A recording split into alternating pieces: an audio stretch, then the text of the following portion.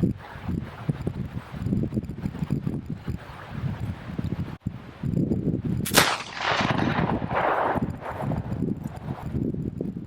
we're going to test out the Baker rifle at 200 yards.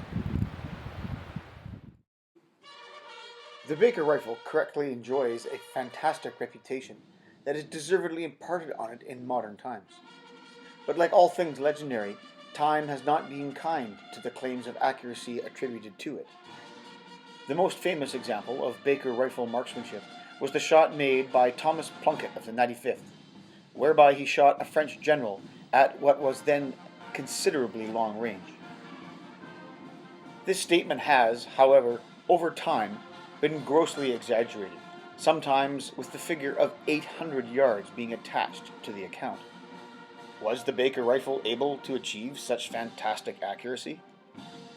Here is a well-known picture of a target shot by Ezekiel Baker.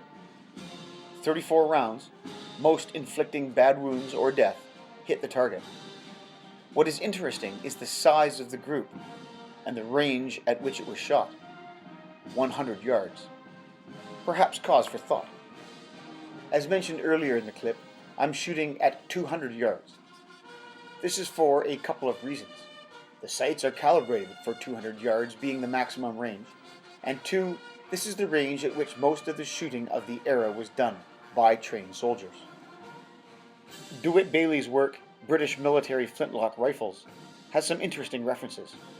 Early regulations of the 95th state that 200 yards was the usual range, and that the range at which one was to be judged to be a third class, the best class of marksman. Interestingly, one had to put 4 shots out of 6 in the round target, which measured 4 feet in diameter, or 3 out of 6 shots in the figure target, for 2 days out of 3, for 2 months after receipt of the rifle. Claims of accuracy at extreme range must always be tempered by certain characteristics. It is, after all, a round ball weapon, and round balls suffer horribly at longer ranges. 2, the nature of the sights place a target beyond 200 yards behind the backsight, as the diagrams here indicate. As you can see, the holdover of the 200-yard leaf at even 300 yards is pronounced, and at longer ranges of 400 plus yards, a rifleman would need an extreme amount of practice in what would be in effect lobbing the bullet onto the target.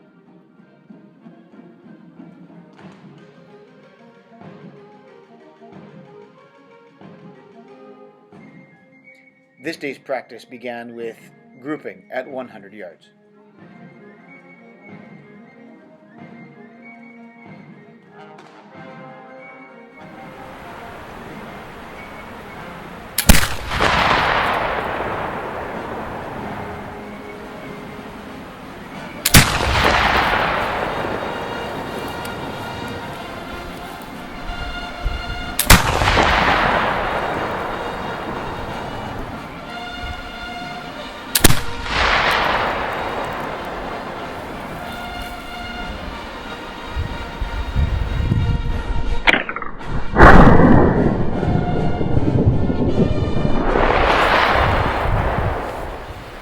So this is not a good group.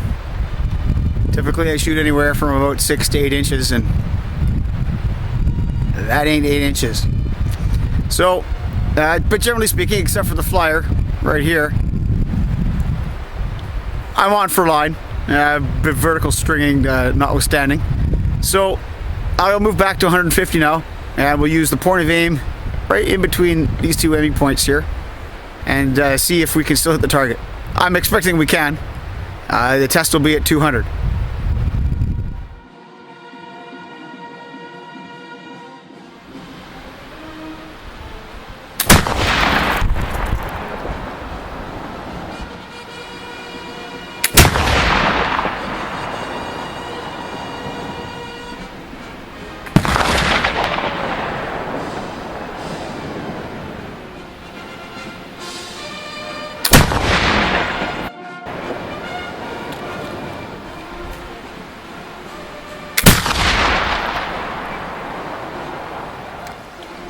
So that was 150 yards.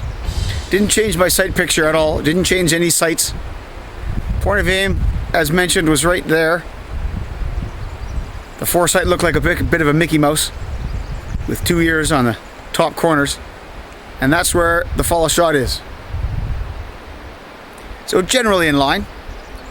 But you can see there the 4 rounds, they're quite well spaced apart. That 5th one I pulled low. That was the 4th round. So it's got to be into the dirt somewhere. Anyway, it's a workable group. Hopefully when I move back to 200, I'll change the sight, raise the point of aim, or rather raise the follow shot, and hopefully we'll stay on the paper.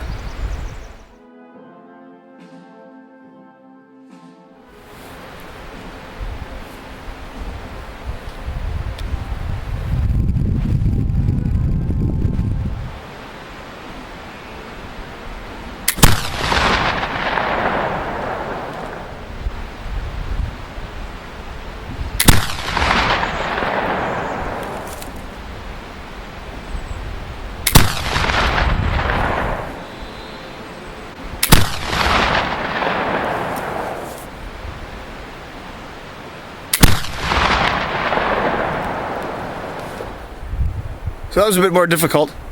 The second sight, a leaf for the 200 yards. I've only rough zeroed it, and I had to do a little bit of guesswork, shall we say. But managed to hit the target. Wasn't very good though.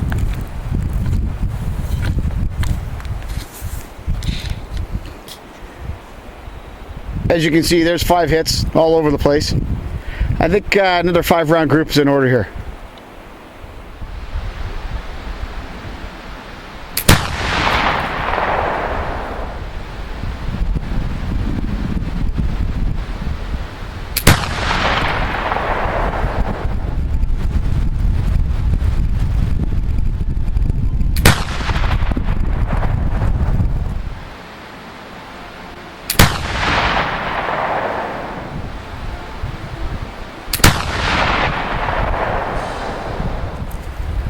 You can see here some of the impact points here.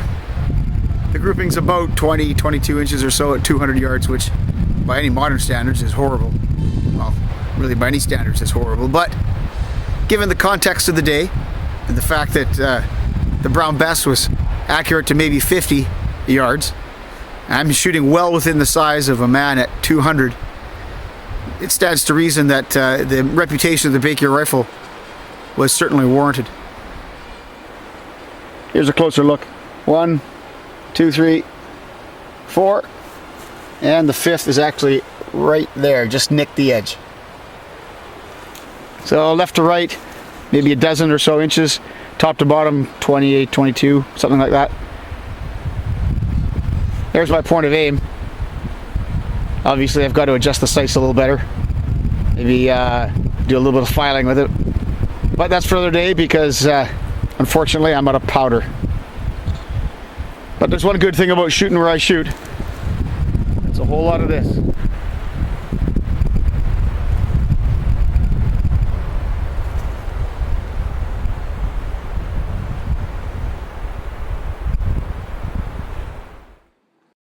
So, are the claims of Baker rifle accuracy at extreme range warranted?